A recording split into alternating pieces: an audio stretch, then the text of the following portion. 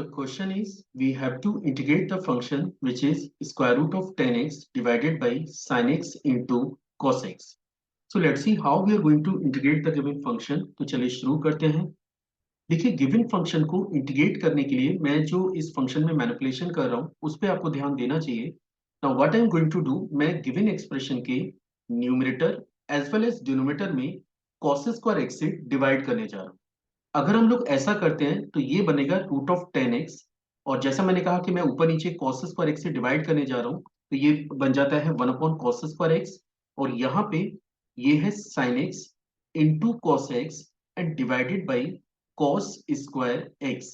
अब क्योंकि मैंने सेम डाटा का न्यूमरेटर में और सेम डाटा के डिनोमिनेटर में डिवाइड किया है तो आपके पास जो एंटायर फंक्शन है वो भी आपका बैलेंस्ड है। ठीक है, अब इसको मैं अगर फर्दर सिंप्लीफाई करूं तो आप इजीली चेक कर सकते हैं कि आपके पास जो अब नया फंक्शन मिलेगा, ये जो रूट ऑफ 10x है, आप इसको एज सच रहने दीजिए, यहाँ पे कोई चेंजेस नहीं करना है। लेकिन ये जो 1 अपॉन कॉस स्क्वायर एक्स है इसे आप लिख सकते हैं सेक स्क्वायर एक्स के, इसको आप लिख सकते हैं सेक स्क्वायर एक्स के डिवाइडेड बाई, यहाँ पे आप देख सकते हैं कि ये cos x से cos x आपका कैंसिल हो रहा है, तो आपके पास बचता है sin x upon cos x, जिसको आप डायरेक्टली 10x से रिप्लेस कर सकते हैं। इनकेस अगर आप इसे 10x से रिप्लेस करते हैं तो अगले स्टेप में ये फंक्शन आपको मिलेगा that is sec square x divided by root of 10x, जिस फंक्शन को आपको अभी फाइनली इंटीग्रेट करना है। अब जैसा कि आप जानते हैं कि 10x का जो डेरिवेटिव है वो sec स्क्वायर एक्स होता है, और यही एक की है जो इस फंक्शन को इंटीग्रेट करने में हेल्प करेगी।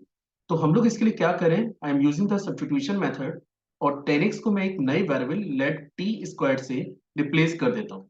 इनकेस अगर मैं 10x को टी स्क्वायर से रिप्लेस करूंगा तो मुझे dx को या x को भी dt के टर्म्स में कन्वर्ट करना पड़ेगा, और इसके लिए हम लोग फंक्शन को बोथ साइड डिफरेंशिएट करें।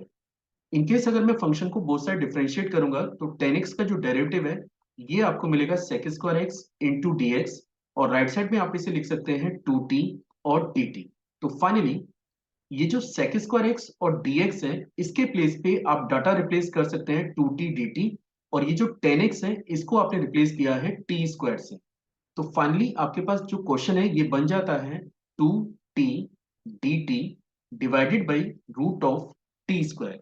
अब आप यहाँ पे देख सकते हैं कि सीधा सीधा ये जो टी स्क्वायर का स्क्वायर रूट है ये आपका टी ही बनेगा, तो टी से टी आप कैंसिल कर सकते हैं।